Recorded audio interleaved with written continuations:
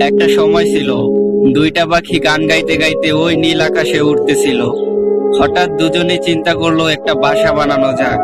পরের দিন থেকেই দুইজনে একটা বাসা বানানোর কাজ শুরু করলো। হঠাৎ কাজ করতে করতে মেয়ে পাখিটার পা ভেঙে যায়। তারপরে ছেলে পাখিটাকে মেয়ে পাখিটা বলে, তুমি আমাকে কখনো ছেড়ে যাবে না তো? এই কথাটা ছেলে পাখিটা শুনে সে নিজের দুটি ডানাই ভেঙে দেয়।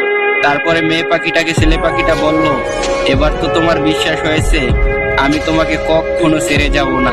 বেশ, এভাবে কিছুদিন কেটে যায়। তারপরে হঠাৎ করে একদিন কালবৈশাখী ঝড় উঠলো। মেয়ে পাখিটাকে ছেলে পাখিটা বলল, তুমি একটা নিরাপদ জায়গায় চলে যাও। এই কথাটা মেয়ে পাখিটা শুনে সে একটা নিরাপদ জায়গায় চলে যায়। পরের দিন সকালবেলা মেয়ে পাখিটা তার নিজ বাসায় ফিরে আসে। এসে দেখে ছেলে পাখিটা মারা গেছে। তার পাশেই লেখা ছিল, হাজারো কষ্টের মাঝে বেঁচে থাকতাম, তুমি যদি আমার সাথে থাকতে।